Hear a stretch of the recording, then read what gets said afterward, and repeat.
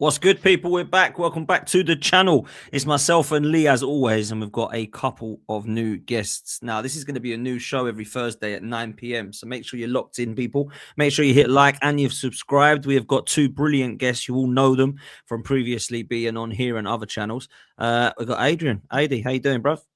Yeah, not too bad, guys. Yeah, good to see you all. Good, man. Graham Brooks back in the house. It's been too long, man. And yeah, if Lee's not falling asleep to your content on AFTV, he can now fall asleep with you on live, mate. Do you know what I mean? So thought we'd get you on, bro. How you doing? I'm very well. I think he's getting a second career as a comedian out of me, isn't he, old Lee? I'll tell you what, that ad was brilliant, wasn't it? Lee is a pretty good actor, to be fair to him. I only had to say, I'm in, and that took about 20 takes. Yeah, right. That's quite good. But Lee and Marty smash it, don't they? They're brilliant. Brilliant. Yeah, I guess I could say a new career beckons for the judge when this, alongside they're on if you need a new career, Lee, then you know, Marty and Lee are Morecambe and Wise. Do you know what I mean? It's I'll say that now. Yeah. Yeah, that's probably better, to be fair. But look, people, we have got football to talk about. Arsenal right now, 2026. Graham, let me start with you. It's 2026, right? And we are in the semi-finals of the Carabao Cup. Some say 1 foot in the final of the Carabao Cup. We're in the fourth round of the FA Cup, which at the moment is all you can be. And we've got Wigan at home. And we're top of the Champions League and the Premier League. In 2025, you probably would have bitten me hand off for that, Graham. Absolutely, yeah. It's as good as I can ever remember it as an Arsenal fan for a long time. I mean, obviously, I go back to the 1970s, and you know, a lot of people remember the great years of under Wenger, the Invincibles, and we've had some great sides. But over the last few years, it has been not that great. And under Mikel, we've been building up over the last few years, and I think it's as good as I can ever remember in the modern era, certainly at the Emirates, at this stage of the season. And we're in a place where I think we can all agree that we wanted to be, and I think we should embrace it. I think it's looking really good going into the second half of the season. You know, we're still top of the Premier League. We're top of the Champions League at the moment. We're going to qualify Champions League semi-finals, as you say, down 1 foot in the final, and fourth round of the FA Cup, a good draw. And we got players coming back now from injury, which obviously we need. So yeah, it's as good as it could be, isn't it? So yeah, it's great to be an Arsenal fan at the moment, isn't it? Yeah, it's buzzing. And look, I started with you for a reason, because me, AD, and Lee have had a chat since on this channel, and when we've been chatting at the stadium, when I see AD and I see Lee quite a lot. I hadn't spoken to you for a while about how things are with Arsenal. I've texted you now and again, but it's nice to get you on, Graham, and have more of an insight with yourself. I know the listeners absolutely love you. But I wanted to start tonight, lads, with Victor Gyokeres. He seems to be on everyone's lips at the moment. Everyone's speaking about it. I know Graham put out a tweet about how we play with him, and it got quite a lot of traction, and Graham was talking about stats, and I know Graham is a stats man. But actually, Mark, my brother-in-law, you will know, sent me this today, which actually surprised me. Now, whether you appreciate Gyokeres as a player, or whether you think he's a flop, whether you think he's great, whether you think he's not great, whatever, I looked at this and it was astounding, right? So I'll read it out. It says, when Arteta signed Gyokeres to help against low blocks, there was outrage on Twitter because people think you need to be a ball-to-feet striker to be useful against low blocks. With Arsenal's deep or mid-low block teams last season, we lost to Newcastle, lost to Bournemouth, drew to Fulham, Everton and Villa, drew to Palace and lost to West Ham. With Gyokeres in the team, with those fixtures, we've won every single one. The deep or mid-blow block teams that Gyokeres didn't start against, we lost to Villa away and we drew to Sunderland. Can you all see now what Gyokeres is bringing to Arsenal? Now, I know some people don't like to look at that because it's about goals, goals, goals, and we have bought him to score goals. And I don't really like the way, and I think Harry Simi made a great point the other day, saying that when you're looking at, oh, did you see that chest from Gyokeres? You realise he actually ain't done that well, right? Because if you're looking at your striker and he's not scoring, but he's chesting the ball, then there's a problem. But I think a lot of people are saying that what he brings to the team is similar, and I'm not saying he's the same as is similar to what Bobby Firmino did with Salah and Mane. Now, unfortunately, Saka and Martinelli and Trossard are not scoring 30 goals each season, but they are scoring goals. Now, I just wanted to get a bit of an honest opinion about Gyokeres from the panel. So, Lee, I'll start with you first because you thought he was good last night against Chelsea. What's going to happen with this striker for you this season? Is he going to go down as being a good signing, or do you think he's going to be a bit of a flop, bruv? Oh, that's a good question. Do you know what? At this moment, the jury's out. I don't know. Like, you know what I mean? I see good things in him and I see bad things in him. I thought yesterday, I have to tip my hat to him. Like, you know, I thought it was a superb performance. Physically, he had to be up for it yesterday. They were physically trying to bully him. They couldn't. You know what I mean? Like that, Fofana's a bit of a so-and-so, isn't he? Like, you know what I mean? Like, by hook or by crook, he does certain things, stamping on Declan Rice the other season and grabbing him by the throat and neck and chucking him down on the floor yesterday and all that. What did Gyokeres do? Got back up and carried on. I thought there were good signs yesterday from the first half when he had that chance in the first half when he could have played it back. He said, no, I'm turning and having a shot. Got a deflection and it got a corner. I think also, you know, like we was just talking off air about, like he's getting a little bit of the ump and all that. Like he knows that his place is under pressure now because of the Havertz coming back in and that, like, you know. So he don't want to be sitting on the bench. He wants to be playing, you know. And if it means he's going to fall out of a couple of players along the lines because of that, I think that's brilliant. I really loved his attitude yesterday. I loved his attitude. Me and you spoke about that earlier on, didn't we, Dan? You know what I mean? When he scored, he weren't going mad. It was just like, you know, that's what I'm here to do, mate. You know what I mean? Like, I'm not happy with my performances at the moment, if I'll be honest. But you guys have got to help me a little bit. And I've played with horrible centre forwards in my time, like, you know what I mean? If you don't get the ball into them, they have the ump. You know what I mean? Like if they don't score and you win 4-0, they've got the ump. You know what I mean? Like that's it. And I haven't seen that in him in the last few weeks going on. Like I haven't seen him like it just seems it's all right, a bit relaxed about it all. But last night I see a different animal in him. Like I see someone that done all the physical stuff, all the hard work, held it up, which is what you expect. But I also see, like, you know, I need to score goals if I'm going to stay in this team. So what I see yesterday was a good thing. I think the biggest plus for me, it's away from home. It's at Stamford Bridge. It's one of our rivals. It's a tough game for him. Big game, and he scored. So I think it's the first time he scored against one of the big boys.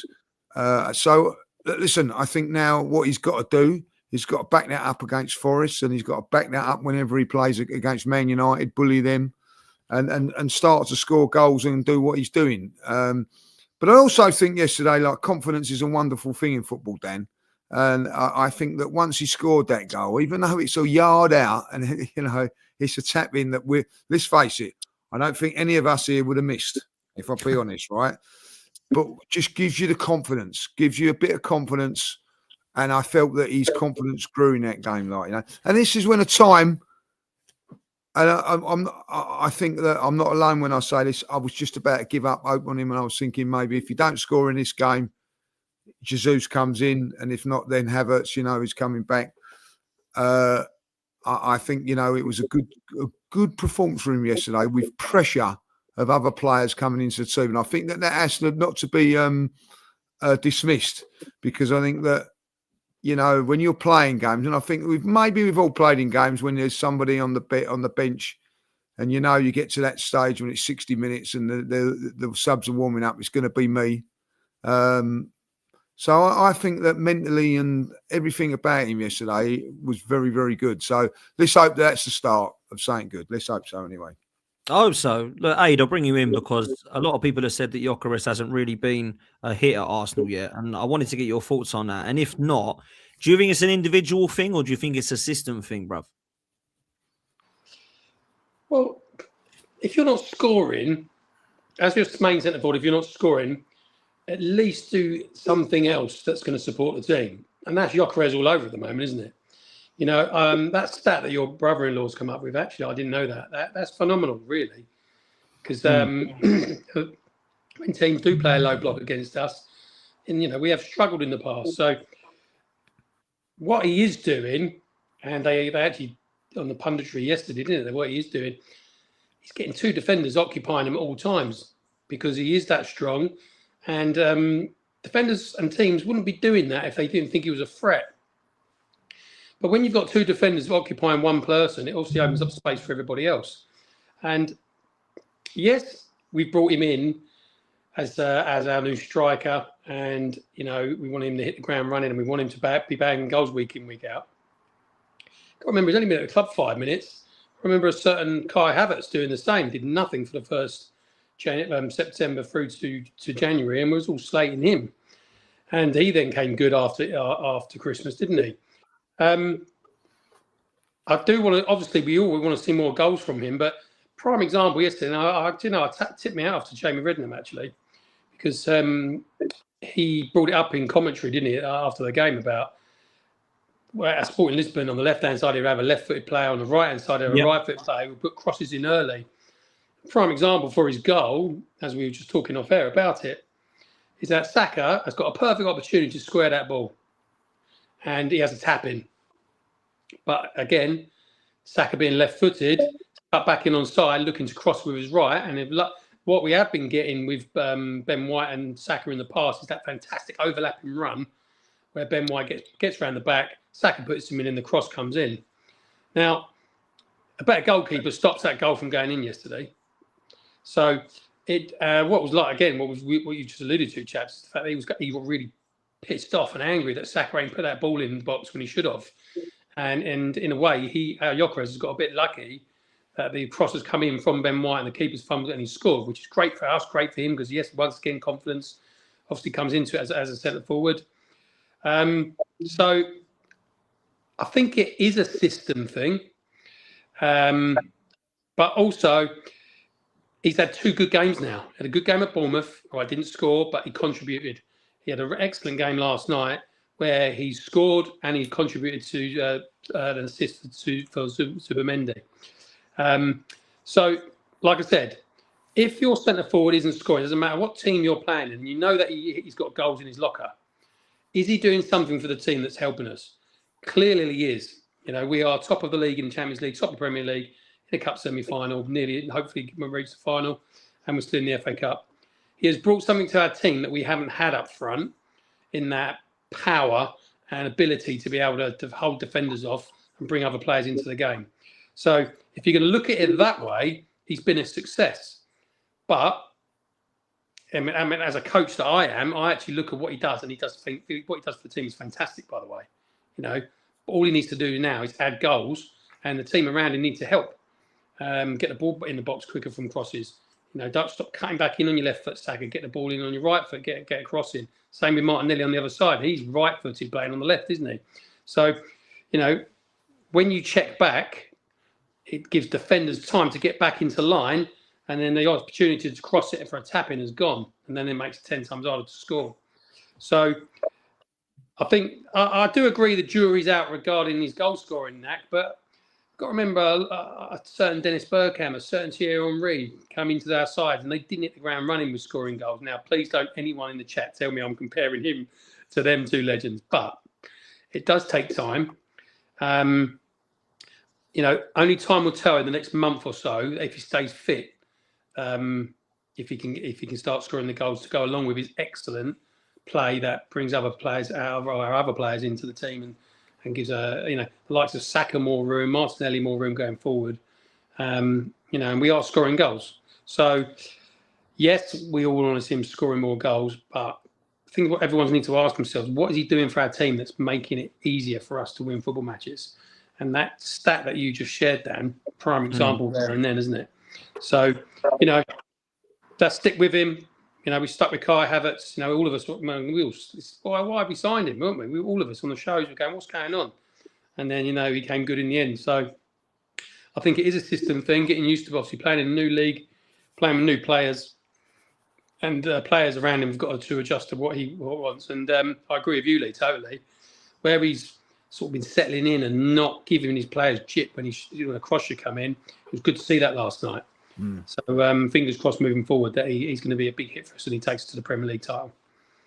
Yeah, I hope so. Graham, it's funny because I was doing a show on my channel earlier with Wolfie, and he said at this stage of the season, in 25 games, Thierry Henry had 10 Arsenal goals. Gyokeres has got 8. So I know we shouldn't compare to the best, but when you are going to make a comparison, you might as well compare to the best striker that's ever played for Arsenal, right? And I'm not thinking that he's going to go anywhere near that level. I think you can see that already. The argument is, of course, in the changes that Thierry Henry was 23 when he came to Arsenal from a different league, and Gyokeres is 27. They are very different players. But I think the reason people give those examples is to say that it can take a length of time. And once you get one or two, you then keep going, which is what Thierry Henry did. You know, it was like once he popped, he couldn't stop. He just kept going. I hope that Gyokeres is like that. I don't think that he's going to be, from what I can see. But I'd love to get your opinions on Gyokeres, Graham. Yeah, I think I'll go back to that tweet I put out first of all. So I was watching the Portsmouth game last Sunday, and the one thing I noticed during the game that obviously Odegaard didn't pass to Gyokeres once that I noticed in the game. The moment Havertz came on, in the first 5-10 minutes, he gave him 4 passes. So I know a lot of people say, you know, they're best mates and their wives are friends and they go out together, and that was the reason why. But I just found that a bit strange. Maybe he's having an affair. I just found it strange. I just found it strange that Odegaard doesn't find Gyokeres like he finds Havertz. Although Odegaard, I think we all agree, doesn't stay high all the time to connect. He comes from deep and he arrives high. So I think I put the question out. A lot of debate on why Gyokeres hasn't hit the ground running at Arsenal. Is he not suited to the way we play? Is he not as good as we hoped? So I put those questions out there. So obviously I was giving it a bit of think over the last few days. I think my view on it is, first of all, our team is a collective team that shares the goals around. So, but the thing is, we bought him to be like the final part of the jigsaw, the attacking jigsaw, a striker capable of scoring 20, 25 goals to win us the league. And of course, he hasn't hit those numbers. Doesn't look like he's going to hit those numbers. So he's being judged like that. But when I watch us play tactically, I think he doesn't benefit from the way we play. We play on with sort of like rotations and triangles on both sides of the pitch. 3 players on one side, 3 players on the other. You know, on the right side, say Saka, White, and Odegaard last night. On the other side, 3 on the left side of the pitch. I think he needs to play with a number 10. So it was noticeable to me that he was just starting to get a rhythm before he got injured, playing next to Eze. So he wants sort of like someone to play off him, someone who basically needs to stand up him to help him in those attacking areas. He doesn't get that, and so often he's isolated. He's just isolated without a number 10. So I've been talking to Clive Palmer. We all love Clive, don't we? He's a great analyst of the game, and even to Harvey Gratian. And me and the lads been discussing it, you know, on social media. So, and I think the general feeling is that he is isolated, too isolated. About times he doesn't help himself. He's too static as we progress the ball. He doesn't sort of like, he hasn't got that movement to create a passing lane, and he doesn't have like the elite speed to burst away from a marker in a tight situation, and he needs better movement, better separation. Which if you look at the likes of Mourinho, when Mourinho played in that role when Gyokeres was injured, did you notice how Mourinho was clever with his double movement? He would sort of like go one way, then come behind a defender to create that space for himself, you know, to get a chance to get on the end of a cross. Whereas Gyokeres doesn't seem to anticipate that. So those are sort of like the issues that you know you could argue he's having. But having said that, I still think he's a good centre forward, and I think we should judge him at the end of the season. I think as Lee said and as Adrian said, he's been getting better. He will get confidence from the last 2 games. So let's just judge him at the end of the season. But we got to accept, I think, that we're not going to get a 25, 30 goal striker here because of the way the team plays. That's my big point. We share the goals around, don't we? To the wingers in wide areas. We've got midfielders who crash the box. So he's not probably when the ball goes into the box, I think, and this is probably why he got a bit frustrated last night when Saka didn't play that ball in. He's not always the first person they look for in a cross, which is unusual because normally if you look at Man City, they're always looking to hit Haaland. If you look at the attacking midfielders, Lee's played the game better than I have. He understands about movement and about trying to hit the striker. But we don't play like that. We've got lots of players who probably we look to involve in the build-up. Often we go around in little triangles on the right-hand side to try and play Saka in between Odegaard and Timber. We're not looking to put it straight across towards Gyokeres. And I think that's why he's sometimes maybe he doesn't anticipate. And I know they work on it in training, you could argue, but I just don't think he's always the priority to be on the end of everything, and that's the reason why his numbers are down. But I still think there's a good forward, and I still think he'll come good. Yeah, I think. Look, I've not been massively impressed by what I've seen. I think the last game, a lot of people have kind of sort of said, "There you go." You know, there's a lot of people that believe in Gyokeres have said, "See, you see." Well, I need to see more than a tapping against Chelsea to believe he's going to be our leading striker and win us the league. But look, I'll say on caveat that if we win the league and he scores 5 goals, I really don't care. I'm not going to not be able to celebrate it because Gyokeres didn't get 30 like I wanted. Like, let's be real, we win the league. I don't care if we got up front. But just finally, going back to that Invincibles, then Lee remembers it as well as I do. Adrian maybe did as well. I'm old. I'm a bit older than you guys. But do you not think that when we had Henry, we had Bergkamp with Henry, we had periods on one side, we had left side, Lumba on the other, and obviously our midfielders like Vieira and Gilberto were more your traditional mids who just sat in the middle of the park. So, but the whole team was based on when he got it forward. Obviously, Perry's got a lot of goals, but we were looking really to give the ball to Henry for his individual moments of brilliance and to let him work those sort of situations to score the goals if we could. But whereas this team is different to the Invincibles, because they spread the goals across the team, don't they? More than the Invincibles. Do you agree with that, or is that?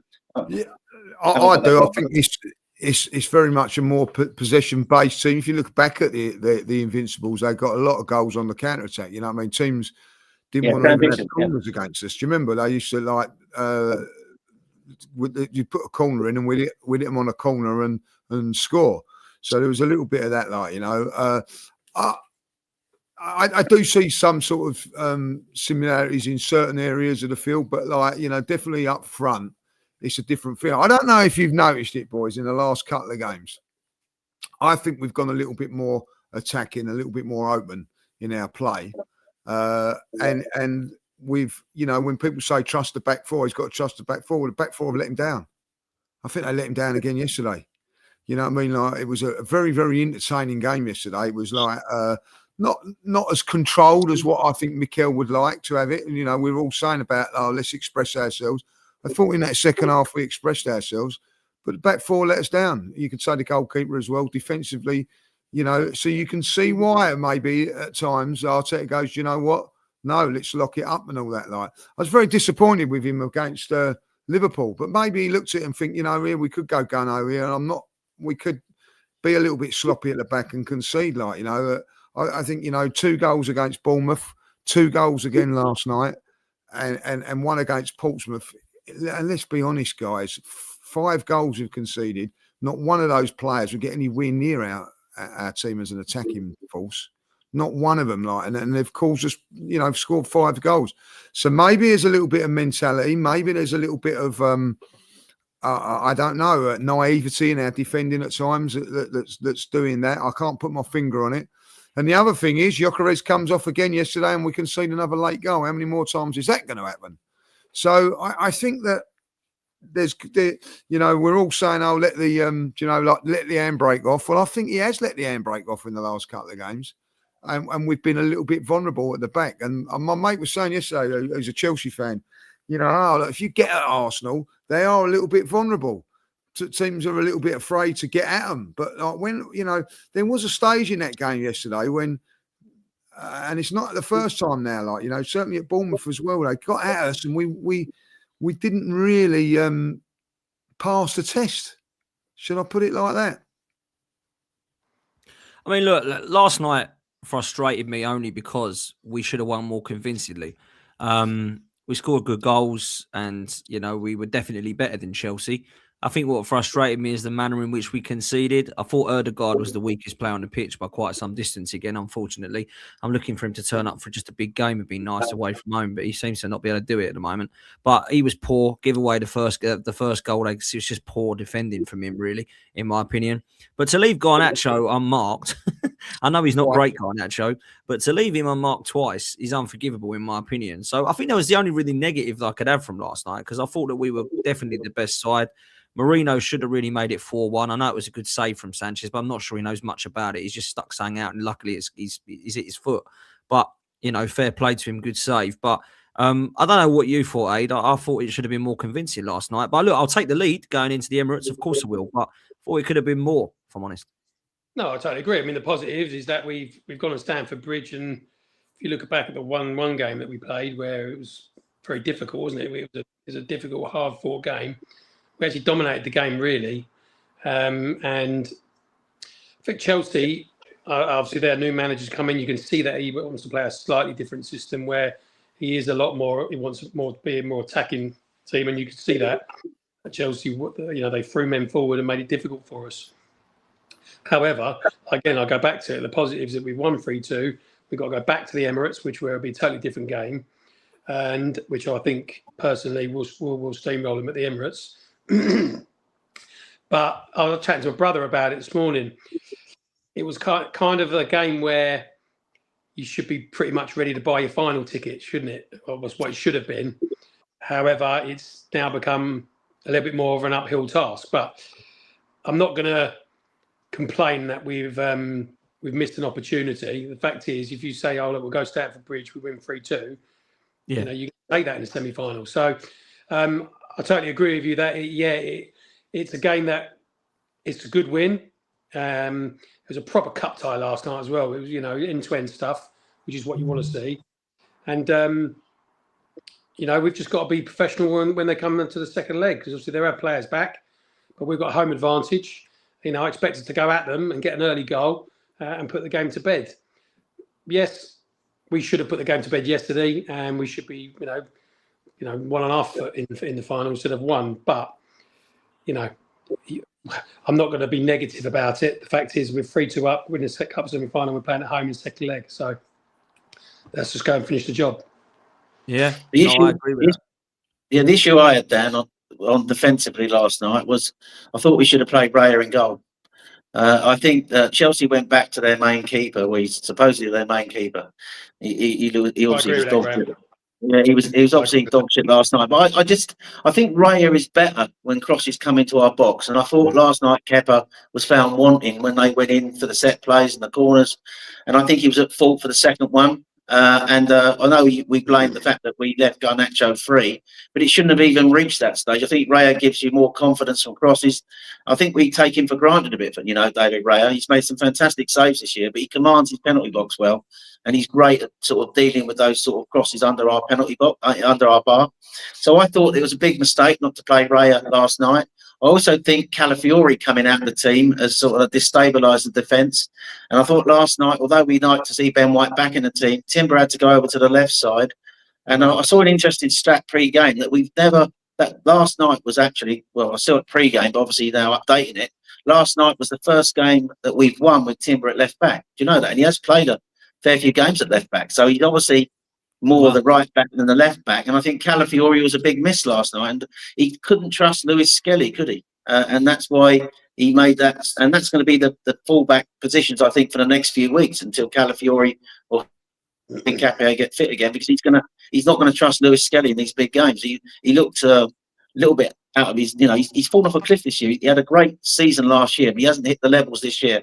So he had to make that tweak last night. I thought, although we got Gabriel and Saliba back in the middle of the defence, the players in those fullback positions last night, although White had a fairly good game on the right side, I think I think Timber last night, as good as he is at locking down wingers, he had a problem last night with Estevao, who I thought was excellent in the match. He's a great player, of course, but I think he gave him a bit of momentum. And, you know, last night, because we were pressing high, because they were playing out from the back, so Mikel wanted our team to push up and press from the front. The fullbacks pushed high as well. So the problem then was, of course, if they did play out round the press, immediately, you saw it a few times with Neto and with Estevao, they were literally running at our defence in open space in the wide areas. Yeah. I'd only need Estevao to cut in with his speed round a defender, and he was in the box. So I think, you know, for me, not playing Raya last night was a mistake. I hope we play him in the second leg to give us that stability. I don't think he will. I think Kepa gets it. But I think Raya was a big miss. And I thought, obviously, on that left side last night, I thought that, albeit Estevez is a great player, but I thought that tweak, having to play Timber there, didn't destabilise us. I still think Timber did a reasonable job. But I don't think I think Calafiori coming out, Calafiori is a proper defender when he defends. And also, he offers us something when he drives into midfield and he gets up on that left-hand side, which and sometimes the best way of defending is when you're attacking and you're on the ball and you've got those sort of combinations and rotations going on. And he offers us so much in possession as well as out of possession defensively. So for me, that was the big loss last night, and why I thought Chelsea got a lifeline in the tie. It should be over. It should be a 5-1, ended up 3-2 because Sanchez somehow fluked that one over the bar, it hit his foot, and then Gabriel missed a sitter from about 3 yards. So we should have been 5-1 up, and we end up 3-2. So they've still got a leg in the tie. If they score first at the Emirates, they're back in it. I think Raya saves that first goal as well, if I'm honest. The other thing, guys, the other thing is that with these injuries, we've got to have to try and trust Skelly at some point now, because you're asking Ben White to play 3 games in 6 days now. The last time he done that, he broke down. So I don't know if you're putting him in against Forest. I think it's a bit of a worry for me, Calafiori, I agree with you. I think is outstanding, Graham. I think he's an outstanding player, but availability is a problem. Nketiah has been at the club 6 months. This is his 3rd injury now in 6 months. You know what I mean? He hasn't been a regular starter for us in all those times. We'll worry. Calafiori, as good as he is, Mosquera as well. Yeah, Mosquera's had that injury, but with Calafiori, I think 4 times now he's dodgy. Might not play. He's had to rather, he's been left out. Injured in a warm up this time. My God, getting injured in a warm up, I think that can only happen to me now. At my age, but I don't know why. I don't understand that. So it is a bit of a worry. There.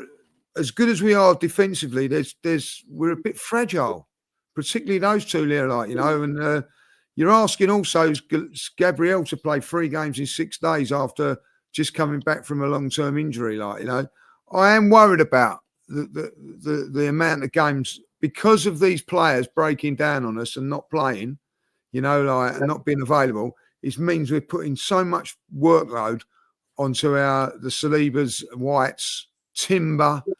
It is a bit of a worry, boys. Where's the worst place?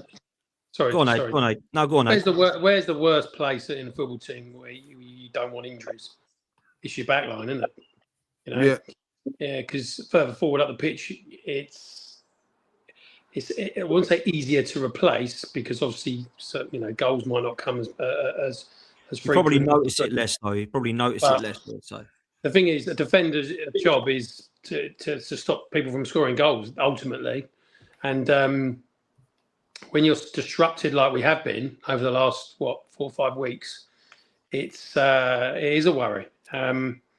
Mosquera's injury is a little bit different, and he rolled his ankle. It's a ligament injury, and that's more of a freak accident, isn't it? But I agree with Calafiori. Muscular injuries in Nketiah exactly the same. It is a worry. And with Lewis Skelly coming in as well, we wouldn't be saying this about it. It'd be a worry last year because he was outstanding. But when you're in and out of a team and you haven't played for a long time, it takes a while to get back up to speed, doesn't it? So, you don't want. This is the worst time for us to lose our back four, the defenders in certain positions, which then overloads the other defenders. Where, totally agree with you. Ben White plays 3 games, he's going to be out again. But we've got to get these players back fit. But I don't know. It just seems new players come into our club and it takes them a season to get used to the Premier League and they're injured. That needs to be investigated, though. Now, we can't keep getting these muscle injuries. That needs to be investigated. I don't mind if you go down with an ACL. I do mind, but you get my point. It's quite unlucky. Yeah, if you're going with a muscle injury, 2 weeks here, 3 weeks here, warm up getting done. Calafiori, no one actually knows what he's done. He's just disappeared for weeks. Mosquera, that's clearly more serious than a couple of days, like Arteta said. I haven't seen him for a couple of months now, let alone a couple of games. So, there's some problems with that. I'm just glad that Graham has actually said this, though, because he's the only Arsenal fan that I know that has actually I've agreed with in relation to Kepa. Because I'm sorry, I can't have a goalkeeper that I've been mocking for 7 years at Chelsea for spending 75 million, most expensive goalkeeper, and he can't catch a cold. And now because he's our goalkeeper, all of a sudden he's good business. Great business, that. It's not great. But if we signed Harry Maguire, would that be great business? Backup defender? No. It'd be poor signing. This is a poor signing, and he's come in already and proven that he's not been a great goalkeeper signing. That's my opinion. A lot of people disagree with that. I think I'm negative on it and all that. I've seen him parry the ball. The only place not to parry it in bloody League One Portsmouth strikers' hands. And he go, oh, cheers, Kepa. 1-0 Portsmouth. That's the first thing he's done. And then he's let him go underneath his legs against Chelsea. I don't rate this goalkeeper. I never have. Didn't rate him when he was 23, went out 7 years ago. And I don't rate him at 30 years old now. And I'm not saying he shouldn't be playing because he does rotate and you can't play Ray in every single game. But I kind of feel like I don't want to be seeing him now, if I'm honest. I need to see Raya. I agree with Graham. I thought that some of those goals could have been definitely dealt with better by Kepa, but defensively we were poor as well. And I think the two come together. I think they've got confidence in Raya. They clearly don't have much confidence in Kepa. I don't know. Maybe that's me being harsh, though. I don't know what you boys think. But well, you got to remember he's a number 2. Yeah. So name me a football club that's got a really good number 2. Well, I think Liverpool got Mamadashvili, who I think's decent. They've obviously got Alisson, but Alisson does get injured quite a bit. Doesn't he? Apart from that, what do we pay? 5 million for him? Yeah, 5 million. I think it's good business. It's good business when you think about it, as in it's 5 million. He is an experienced goalkeeper, but when you got a goalkeeper like Raya, who is top level, by the way, when someone else comes in, you will notice it more. But I do agree. I do agree with you. Him coming out for crosses, he struggles, and Raya doesn't. And also, when you're a defender and you've got confidence in your goalkeeper that he's going to come and command the box, you play a slightly higher line as well. So I agree with you, Graham, totally regarding Kepa didn't look. He's definitely not the levels of Raya, and we looked a little bit shaky with him there. And I do agree with you. I think just to get us to this final, I'll play Raya in the semi, but I don't think he will. I think just rounding it up, my point was really, I think Kepa hasn't done too much wrong. I agree with Dan, he was at fault for the goal against Portsmouth. He hasn't done too much wrong in the games we played him, and he has to have some game time. But this was a semi-final last night. It wasn't like the 4th round of the FA Cup, the 3rd round of the FA Cup, 2nd round of the League Cup. This was a semi-final against a big opponent away from home. So I thought you go with your strongest keeper. I know Pep went with Trafford at Newcastle, but for me, it's an unwritten law, isn't it, Graham? It's something you've got to listen. You're signing a goalkeeper, and listen. It doesn't matter if you're a reserve backup goalkeeper or a player or whatever. You want to play some football. So when you sign and go as right, you're coming as a backup. Well, what games are going to play? Well, to get these players on board, and I don't think it's just at Arsenal, it's at most clubs. Well, we'll give you the League Cup and the Cups and things like that, Now, you have to put it into perspective here, he played against Crystal Palace, played well against Crystal Palace, won us the game in the penalties. I don't know when that was. That was before Christmas, 20th, something, was it 23rd of Christmas of December. Then you don't play until 3 weeks later at Portsmouth. You know what I mean? Then, you come in again and makes a mistake, get away with it.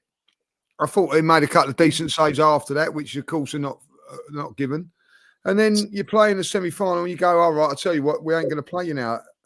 I think that's a bit harsh on him, I think he needed to prove himself. Now, I'm not so sure, when you're saying the next guy, I think there's an argument now to bring him in because you could turn around and go, well, you let us down at Stamford Bridge, if I'll be honest. He ain't done anything wrong in the rounds before.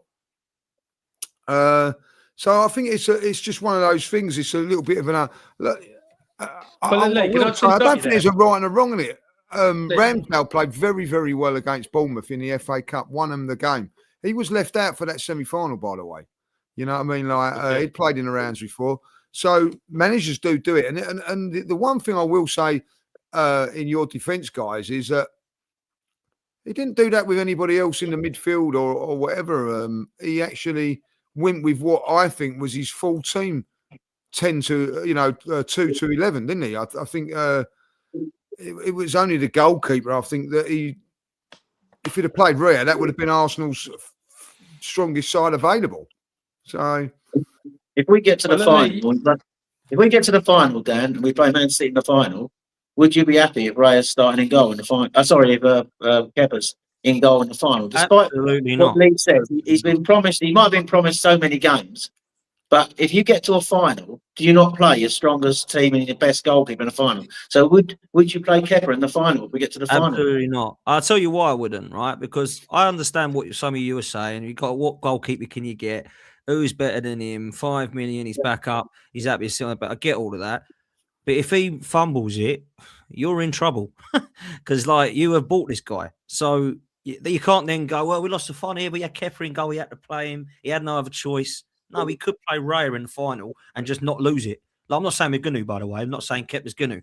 But he could win us the final. Who knows? He could save penalty and we go through. But Arsene Wenger played Meninga, and then David Seaman went in the final. He needs to do that with David Raya. He needs to go and play Raya in the final. That's what needs to happen. But there shouldn't be any sentiment in top-level sport, should there? It's ruthless top-level sport. So basically, and Arteta needs a trophy. Exactly what I was going to say. Yeah, and Arteta needs a trophy, doesn't he? If he gets into the final against Man City, although that's not the top of his priorities, but he needs a trophy. He needs a trophy. So if he plays the wrong goalkeeper in the final, he loses 2-3-1 or whatever, 2-3-0, and the Kepa makes a couple of mistakes, and he's cost him a chance of winning a trophy. I mean, he's cost himself. He's put more pressure on himself, hasn't he? So you get to a final. Surely you play the strongest team. I think there's a way out of it at the moment, boy. I don't think he's that good. I think Kepa's trying, but I just don't think he's at that level of Raya. That's what I don't think. I mean, everyone knows he ain't, but I'd have gone for like a Kasper Schmeichel backup, someone like that, not Kepa, who's known for being a clown for 7 years. That's all I'm saying. But go on, Lee. There is a way out of this, boys. In the next for the next bit anyway, is I would say to Kepa, you're playing Inter Milan, you're playing against Correct. And then I'd play Raya in the semi-final of the Carabao Cup. And do you know what I would do, lads? I'd leave it open and see where we are 22nd of March if we're in the final. If we're few points in front, say like we're 10 points in front, maybe I'll play Kepa. If we're not and it's tight, I think I'd probably play Raya. Fair play. Look, let's move to something a little bit more positive. I wanted to bring up Zubimendi last night, boys, because I thought he was excellent. And if I'm honest with you, I think he's been excellent.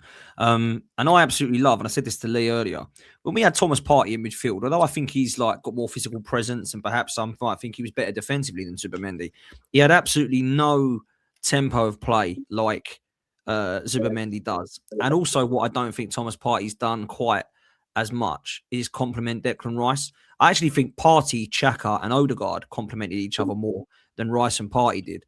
But Rice and Zubimendi, I'm seeing two pistons of an engine, mate. And I didn't think Zubimendi was going to be this guy that was up in the final third. I thought Zubimendi was going to come and be Partey, sitting out 6, dictate play. A little bit like Jorginho, didn't need the legs.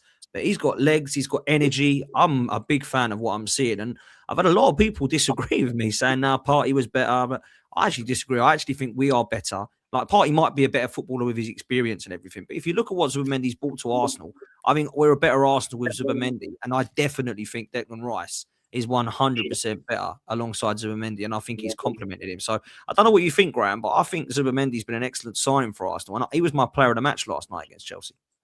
Yeah, 100%. Spot on, Dan. I agree with you in everything you said there. I think what I think this has added, it's he's got the ability to sit and to sort of like play around the press, to drive forward, play around the press, and to go take the ball into spaces. I like the way he moves away from players. He glides forward through a press and he gets into good positions. What him and Rice do so well, as you alluded to, was they rotate positions seamlessly. So when Rice is high, Zubimendi is sitting.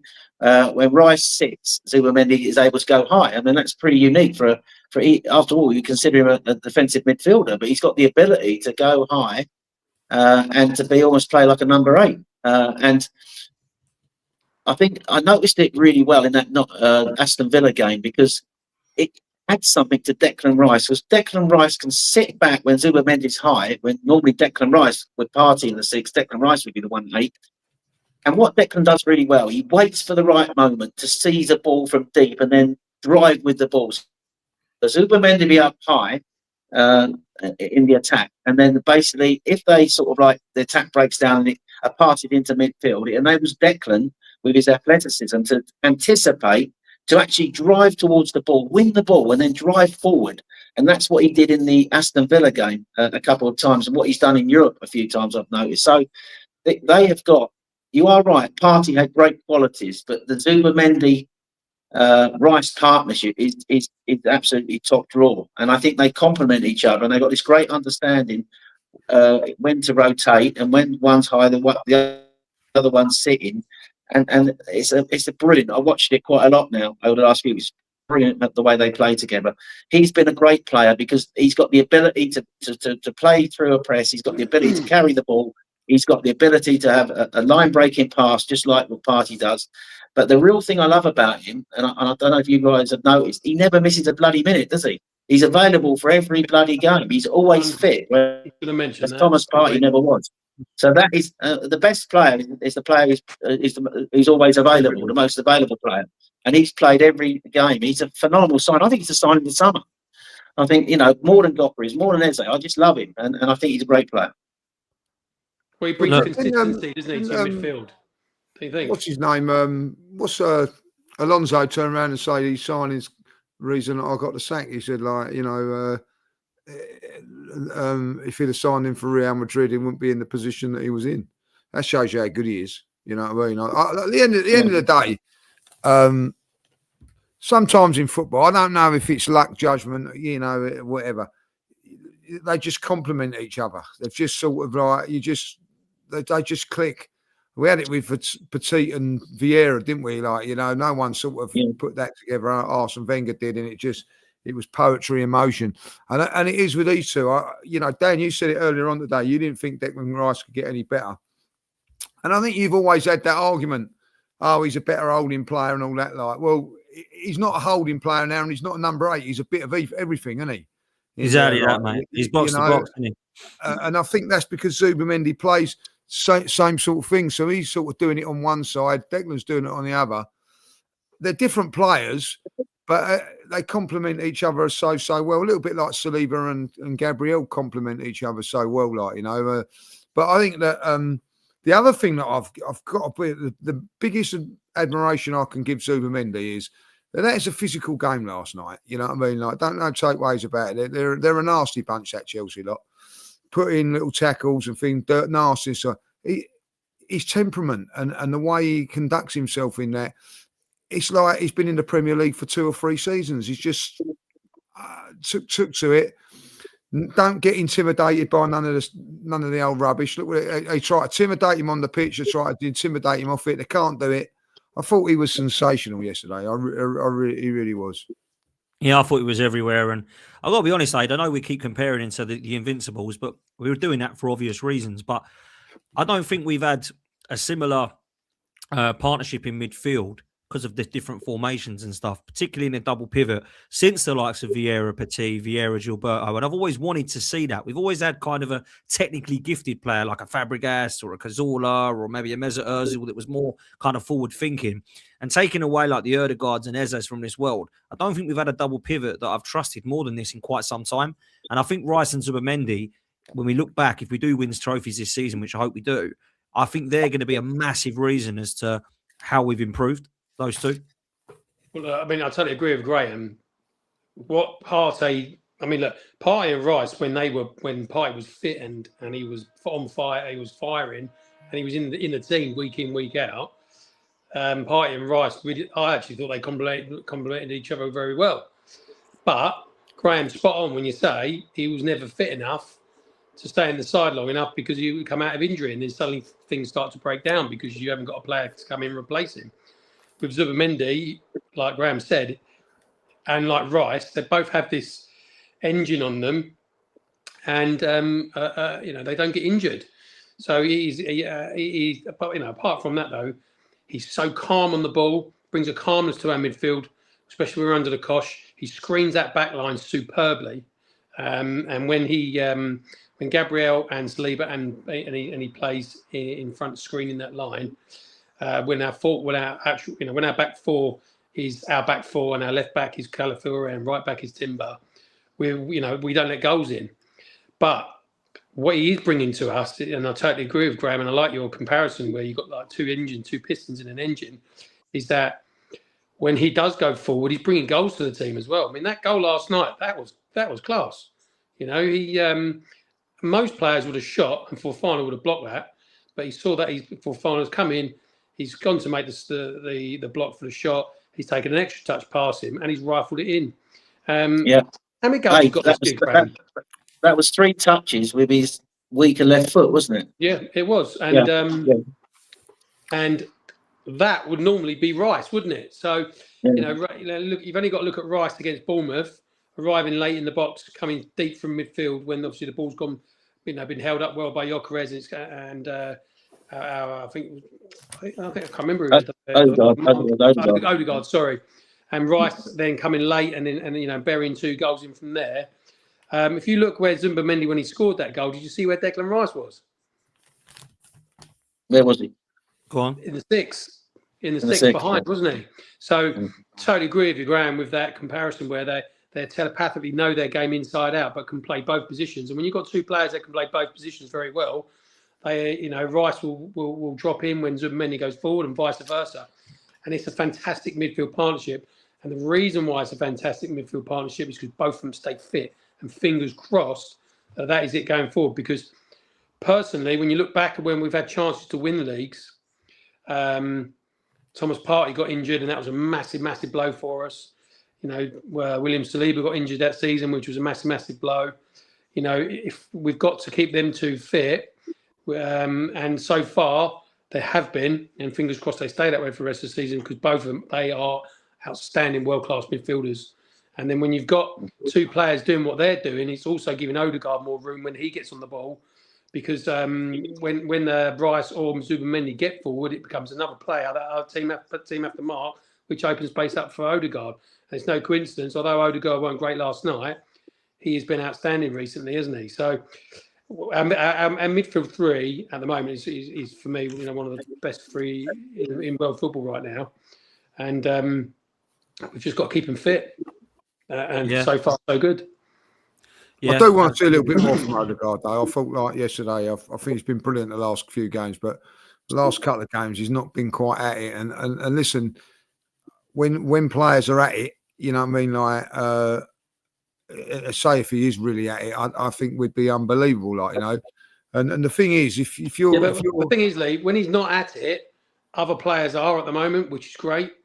Yeah, I get that, but what I'm saying, the point, game. Odegaard won us that Villa game. He was outstanding in that. Yeah, and I agree with you. But my point being, if you have a couple of bad games, if you're Trossard, who I think's place is a bit vulnerable now because you have a couple of bad games, you're going to get left out. If you're Gyokeres, you're going to get left out. Yeah, but why is he not being left out, Lee?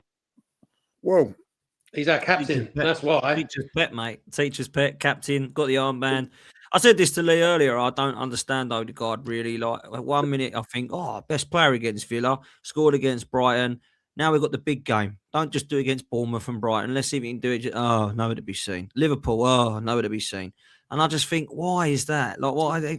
He frustrates me, if I'm honest. Like, I know people. I flipped and flopped with Odegaard. He put me in the mud when I said I'd rather have Maddison because he scores, and then Maddison's been injury prone, and Odegaard started scoring. And then since I've gone, fair play, it's Odegaard. He's now stopped bloody scoring. Now that I've given up and gone, yeah, okay, Odegaard, you're the guy. And now he's crap again. I'm like, come on, man. Like, show me some consistency. I just want 4 or 5 games in a row where I think, yeah, he's on fire here now. He can't do it. And people are like, he's our Ozil. He's nowhere near Ozil, Cazorla, Fabregas, Merson. Like, let's just say how it is. He's all right, but have we moved? Do we need someone better? Like, is he the guy before the guy? Do we need more than Rodgers? We've also got, we talk like this because also we know we've got Eze in behind who can come in and do. But he's not really been great either. He's not really been amazing yet either, Eze, to be fair. So it's kind of frustrating. The one thing I'll say in Odegaard's defence, Dan, is that he's had 2 big injuries this year. So to come back from injuries twice. So you know, maybe that's a reason why he hasn't quite always got to the levels that, you know, we want to see. You know, for a player to have 2 injuries this season, I think, what were the injuries? Was it shoulder injuries? Or, injuries. Yeah, the knee injury. He had a bad knee injury. You Yeah. know, I mean, he has had a couple of tough injuries. Yeah. And listen, I'm not having a go at him. The reason I'm saying it is because when he is on fire, wow, you know what I mean? Like, we are such a good team. And you are right, Aid, what you're saying there. He wasn't on fire yesterday, and we were still bloody good. But I just want him to be the best player. You know, I see a lot of people criticising because he comes off and can't wait to have a dig at him because he comes. I ain't got a problem with him coming off. You know what I mean? As a captain, when you're a captain and you're in an attacking position that he is, there are times when you're winning games 2-0 and whatever, he will come off. That's just a natural thing. You don't want to keep him just because he's captain, like, you know what I mean. When the game's won, he will come off a little bit, like, you know what I mean. If you're shoring it up, he's the one midfielder that, you know, if you're going to shore it up, bringing on Marino yesterday was a good move by the manager. I don't look at it as a bad thing. I just want him to be if you're going to be the captain, you've got to be the best player in the team at times, you know what I mean? Like, and when he is, you know what I mean? Like, but I just want him to be that again. And I do think that if Odegaard becomes the best player in the team, we win this league comfortably. That's how important he is to this team. Yeah, I agree, and I need to see more performances from him. But look, we've got Forest at the weekend, and Lee and I did a bit of a 11, so I'll leave that for AFTV. I don't want to steal the thunder today, but I'd love to get Aidan and Graham's opinion on what their 1 to 11 would be for this game. Yeah, let's see what they're going to go with. A good one. Well, I know what the 11 was going to be. Then I picked it today. Go on then. I've just sent my 11. Graham's on the phone to Mikel. I spoke to Mikel, and now the 11 will be it's Raya. Pepper in goal. Pepper in goal. Lewis Skelly left back. Lee Judge is up front. Hey. No, it's going to be. I think it'll be the same team as last night with Raya in goal. I think he'll go Raya. I think White will play right back again. I think it'll be Saliba, Gabriel, and I think it'll be Timber at left back. I think it'll be Zubimendi, it'll be Rice, it'll be Odegaard, and it'll be Saka, and it'll be Gyokeres, who I think will stay at number 9 after his performance last night. And I think there is a bit of debate around the left-hand side, but I just think Trossard will get the position. I think he trusts Trossard. So, and we're away from home. So, and I think Martinelli coming on last half hour with his speed, I think he likes that. So I think it'll be the same 11 as last night. Albeit you could argue that maybe you want to freshen it up. I think he's going to go with the same 11. Well, with Kepa replaced by Raya. I don't know what you guys think. It'd be exactly that, but I think our new player needs to come in and put Potts up front and Gyokeres on the bench. What do you reckon, Dan? Trust me, you don't want me up front, bruv. Let me tell you that. Lee be better with his broken back than me, I'll tell you up front. But I agree. I agree with you. I think it will be that side. It will be that. Yeah, the only question I think maybe left wing. Martinelli got a hat-trick. I'm surprised he didn't start him against Chelsea, actually. Off the back of a hat-trick, it was a bit harsh, but I get what Trossard brings. I do. But that was the only question mark for me, really. But you think it'll be 8 the same? You think it'll be that 11? Yeah, I think so, because the Premier League's our bread and butter, isn't it? So he'll go in with a tried and tested. You know, if he plays Martinelli, I wouldn't be disappointed. The only thing is, Forest, we don't have a great record up at Forest, but obviously they're not playing that great at the moment. City play first, don't they, in Manchester Derby? So again, if City do drop points, Dan, I watched one of your shows actually where you were running on your own. You were talking about where we missed opportunities. It's a massive opportunity to go out and beat Forest if City drop points. You know, I actually think we're better when City win. We tend to actually, like against Everton, we responded against Everton and got the win where everyone thought, oh, it might be a banana skin. I think we seem to play better and we're more comfortable when City win before us. But you know, I'm hoping United will get something. It's at Old Trafford, isn't it? Yeah. Yes. Yeah. So I'm hoping United will do us a favour, if you like, and. I wouldn't bet on it. I watched them again. I watched them against Wolves. I watched them against Burnley. I know they got Mbumo and Diallo coming back from AFCON, but they're not that great. And they're not that great. Albeit City weren't great in the last league game against Brighton, and we talked about our defensive injuries. Of course, they've got a few defensive injuries, haven't they, in the centre of their defence? But they've just got Semenyo, and I think he's galvanised them. And I'm a bit worried about that signing now. I agree with you. I totally agree with you on that. He's in the ground running, and isn't he? Shirky, they got Shirky, they got Semenyo, they got Doku, who's going to be in and out of the team. Haaland, Foden's off the boil at the moment, but he's capable, and he always scores against Man United. Fun enough, Haaland's had a quiet period, and I think he banged in 2 goals against them earlier in the season when they beat them 3-0. So we'll be going into that game with Man City 3 points closer. So we just got to do the business, haven't we? We've got to do the business at Nottingham Forest. Okay, Leo, you always say, don't you? Didn't you, Lee? You always say, let's not worry about anybody else. Let's worry about us. Let's go. Yeah, that's it. We've got to do the business. I think I've got to be honest. I think Man United and Man City. I think Man City will beat Man United. I think Man City will beat Wolves. I think Man City will beat Tottenham, and I think Man City will beat Liverpool. But everyone seems to think they're going to be dropping points in most of those games. They are Liverpool, Tottenham, and Man United are rubbish, like really rubbish. It's not United, Tottenham, and Liverpool of when Tottenham under Poch and Man United they're winning stuff under Fergie and Liverpool under Klopp. This is 3 poor outfits. Let's be real. Yeah, but you say that, Dan, didn't you? You say that, but look, we do expect them to drop points against Brighton at home, and they did. So no, true, but I'm looking at the performances. I'm thinking I don't see any way that Tottenham get anything. I mean, Tottenham. It's a home banker, Man City's. Well, hold on. Yeah, everyone's smashing Tottenham at the moment, isn't they? I see Adam Lawton on the train today, and I was a big Spurs fan, and he wishes you well. And I said to him, you'll give up that game. He went, no way. We need to win that game. We need to win that game, you know what I mean? So, Spurs are they're a bit of a bogey team, aren't they, Man City? He was adamant. Yeah. He was adamant that Spurs will want to win that game. He says, as a fan, I want to win that game. I don't care about what it does for Arsenal. It's about Spurs. So let's hope it's just a shame they didn't have that attitude 2 years ago when. Well, that was a little bit different. That one, you know what I mean. Like, this one here, I'd be interested to see how Spurs. I'll still say that the old half and half scarves will make record sales that day. That's all I'm saying. I do think though, like the rumours about Semenyo today ringing up Arsenal saying, "Do you want me? Because if you can promise me January or summer, I'll come to you." And we said, "No, we don't want you." And he's gone to City. I mean, if that's true, I would have taken Semenyo. Would you boys have taken him, or do you not rate him? 100%, I would have. Yeah, I would have taken him. I think the thing is, he's right winger. Can play both sides, to be fair, but he can play both sides. He can play down the middle. He's a really top player. I just think with Berta in control of the transfers, I don't think Berta would like a player saying to him, "You're going to take me now or in the summer." I think Berta, that's not the way that Berta does business, is it? So I think that he talked himself out of it. If there was ever any chance of it happening by coming out with something like that. But I agree with you. I would have loved to have had him. I want to take every player. I want to take every player Man City want to take. And that's why if they look as though like they're going to go in for Mark Gahey, I think we should do a sneaky little one, get in there and get him to stop them getting him. So, but at the end of the day, he's a great player and he's already looking good at City. I think he's galvanised them in attack because they were looking quite woeful. You're right, boys, when they played Brighton. But I know it was only Exeter, but I just thought, watching them against Newcastle, they strangled Newcastle to death with their press.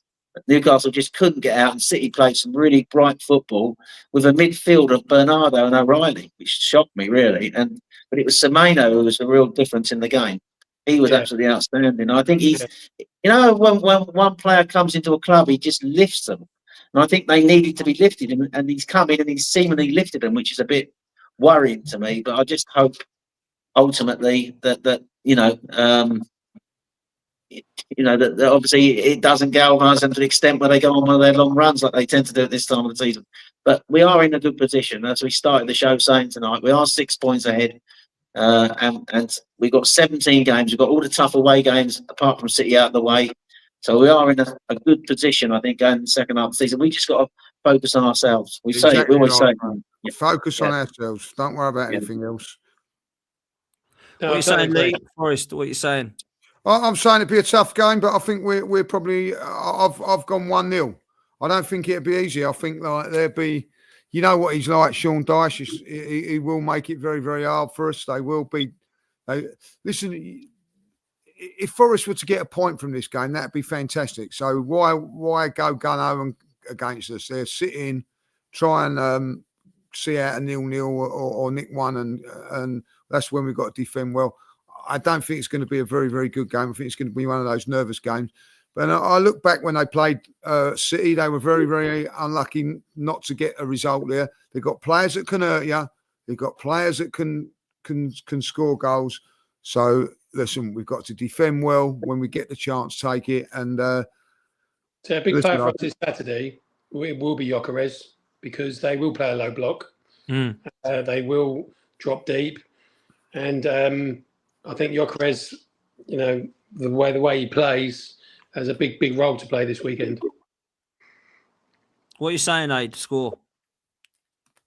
I think it'll be more comfortable than 1-0. I think we'll win 2.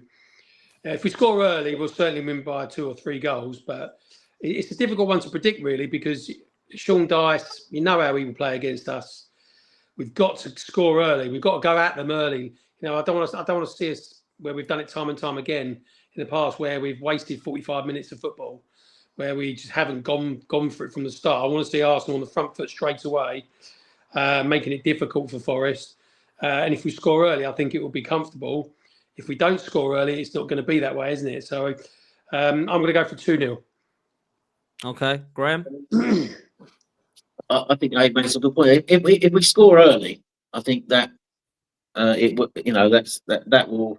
I think we win comfortably. But I do think if we don't score early, it gets to 0-0 at half time. It's going to be difficult and tight. So I still think we get the job done. I think we win by the odd goal. So I would say I think they might score. We haven't been defending as well as been a bit sloppy with our defending over the last couple of weeks, as we talked about tonight. I think we'll win it 2-1. So I'm going to agree with Graham. I think it's going to be 2-1 Arsenal. And I don't think it's going to be pretty, if I'm honest again. I don't care if it ain't, as long as we get 3 points. But I don't think there's ever a team that can play pretty against Sean Dyche, really. But I also look at the record against Forest, and it's mad, really, because in the last few games that we visited, you go right back to Wenger's game, where we lost 4-2 in the FA Cup. We lost 1-0 in the FA Cup with that no more red-white kit. We lost 1-0 in the game towards the end of the season. I mean, it was game week 36 or something. And yeah, that's right. Yeah, we lost the league, and they stayed up. And then it was 2-1 that we won in the 23-24 season with Jesus scoring. It was 0-0 last year. 0-0 last year. Last season was 0-0. So it's not been the best record up at their place at this ground, but I do think that we'll beat them. I do think we'll be better side, and I do think we'll do them. But I think they might make it nervy. I think it might be one of those last 10-15 that's really horrible to watch. That's what I'm thinking. But I hope I'm wrong and we're convinced it's 3-0. That's what I'm hoping, boys. It's going to be bollock and bite game rather than a pretty one, isn't it? Yeah, I hope so. Look, to close, how are we feeling about trophies this season? Because people keep talking trophies. They're not talking about a trophy. A lot of people I speak to on my channel say, yeah, win that Carabao Cup, we go win that league, and if we get one of the others, it's a bonus. Well, I'm not really that confident. I'm looking at it thinking, let's just see what is realistic. I think the Carabao Cup is genuinely realistic, and I think the league's realistic. I think it's too early to call the other two yet. But if I'm honest with you, I do think we're going to win a trophy this season. So I don't know how you boys are feeling. Aid, I'll start with you. Well, let's be honest, we ain't won a trophy in how long? So let's just get over the line. Once you get over the line and winning when you're first, don't matter what it is, Carabao Cup, or Mickey Mouse Cup, whatever. It's the mentality that it gives you the team. It gives you that drive going forward, isn't it? So winning the Carabao Cup for me is really, really important. I think if we get to the final and we don't win it, especially if it was going to be against City, it'll be a massive blow. It is, for me, it's I don't care what happens, we've got to get over the line in at least one of these trophies. Obviously, the Premier League is the one that I want more than anything. I know people talk about the Champions League and everything, but for me, the Premier League is the one trophy that I want us to win. But it's how many times have we all sat here in the last 3 seasons when Arsenal have been in this position and it's not worked out well for us? I know things seem a little bit different this year, but until we get over the line, it still is, can we do it? And I'm not even going to predict whether we're going to win a trophy or not, because I don't know whether we will. I don't know whether we won't, because we've been in this position quite a lot recently and we ain't won nothing. So I actually think the Carabao Cup is a really, really important cup for us to win. And he needs to go all out to win that, because I think what that will do, especially if we play City in the final and beat them, will give us a massive, massive push going forward to go and win something else. I mean, you listened to Saliba last night, don't you? And he said something. That's brilliant. I love that. Brilliant. Love But that. it did rock me a little bit. You know, I'm fed up with having my pockets empty. You know, we continue to have our pockets empty, then we're going to have our pocket picked and he'll be off to Real Madrid. So I think it's massively important that we get over the line and win something this year to keep our better players as well. Yeah, facts. You're spot on, mate. I want to win this Carabao Cup, and then I think that will give us the momentum to go and win something again in May. But Graham, how are you feeling? I'm feeling positive. Why wouldn't you? I think you hear from Arteta that these players want it so badly. They're driven. They're working hard.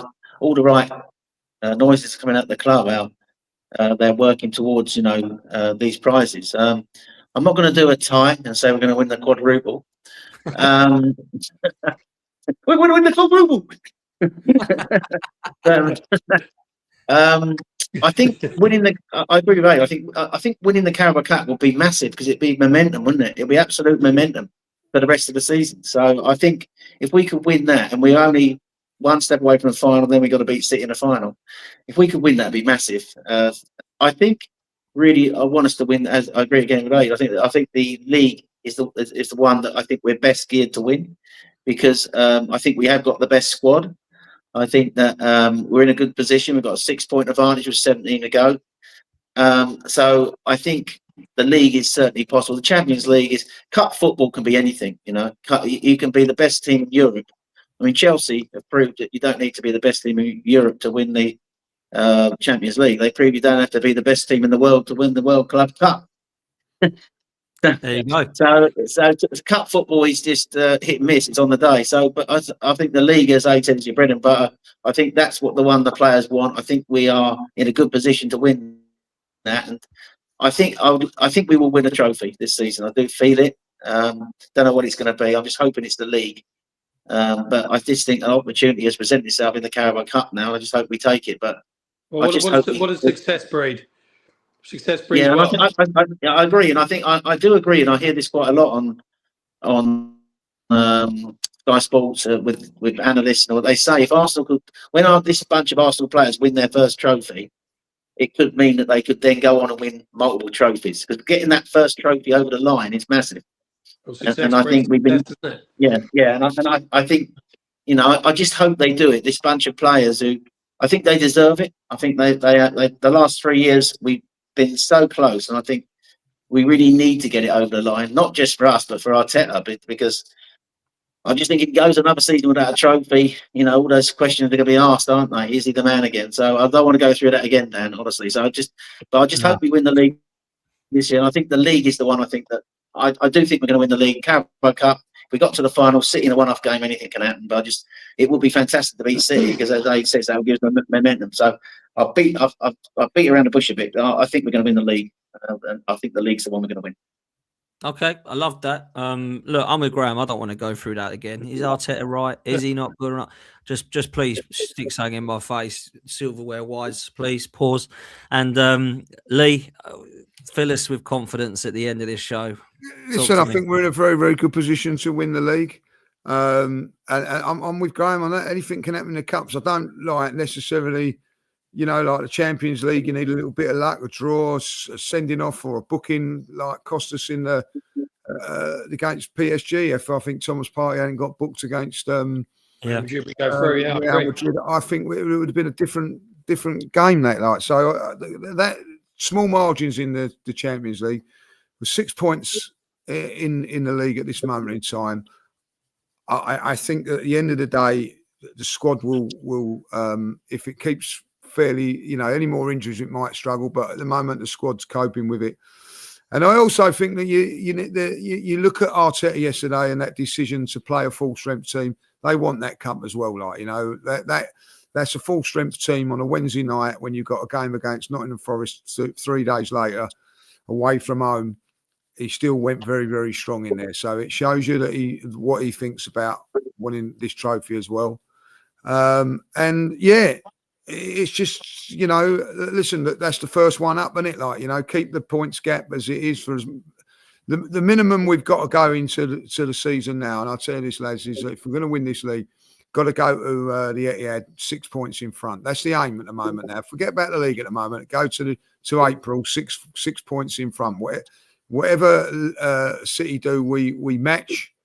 And then, if we got to take them on in the final, let's see what happens. Like, what I mean? I think that the semi-final's not done yet. I'm not at this moment in time. I'm still planning on going Wolves until that changes. We'll see. But I'm confident that like we're in a very, very good position, and I think that we'll get it over the line, like in the league. And listen, with the cup competitions, anything can happen if it falls in your plate. I'll tell you that now. Man United won the treble, and they weren't the best team in the league. They wasn't the best team in the cup, and they certainly wasn't the best team in Europe. But they won all three. So it's fine margins. So you never know. But you got to be in it. So win it. Absolutely. Look at the odds at the moment, and I think we're the favourites to win the league, the favourites to win the Carabao Cup, the favourites to win the FA Cup, and one of the favourites to win the Champions League. So actually, we're favourites to do a treble, and maybe one of the favourites to do a quadruple. So look, let's not get carried away. It just shows that we're in a position. We've got to win something. Yeah. Do you imagine, like, all jokes aside, all those miships, you know what I mean, and all the bottles. If we won all four, it'd be incredible, wouldn't it? Like, we go, oh well, you know what I mean? Like, it ain't going to happen, but like, because it's never been done before. But like, that would be incredible if Carlsberg did quadruples, eh? Yeah, if they did, like, you know what I mean? The Arsenal arms would be busy that night. I'll tell you, like, the Arsenal arms would be busy. Nights to come. I mean, if we do a quadruple and England win the World Cup, then 2026 I'll retire. I think that's my year. We're done with football. Just thought I'd end the show with a different sort of quadruple. Tottenham have now got up to 4 home wins in the last year. So I worked out that my mate, who's a Tottenham fan, he paid about £2,300 for his season ticket. I think he's roughly paying about £650 for a home win this season. Oh. So so that's their quadruple. They're four home wins at the lane so far. Well, we have lost 6 more games at home in the 20 odd years that we've been to the Emirates than they have. That's for 3 years at their new stadium.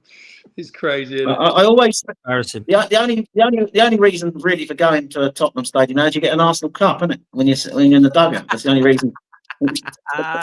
What was the chant last night, judges?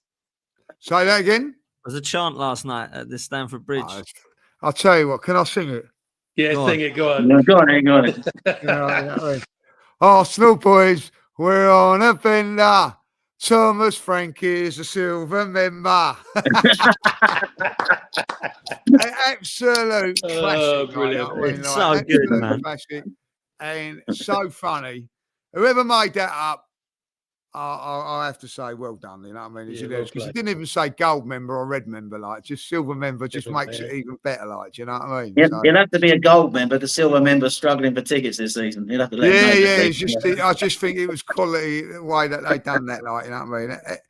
Excellent, like, you know, that was funny, like, you get a coffee cup with the Arsenal badge on it. That was a silver member, you know, so that's all good. But listen, man, we're going to come to an end. It's been a good, really good first show. I will say that this super chat came in from Mark. Big up to you, Mark. Hope you're well, bruv.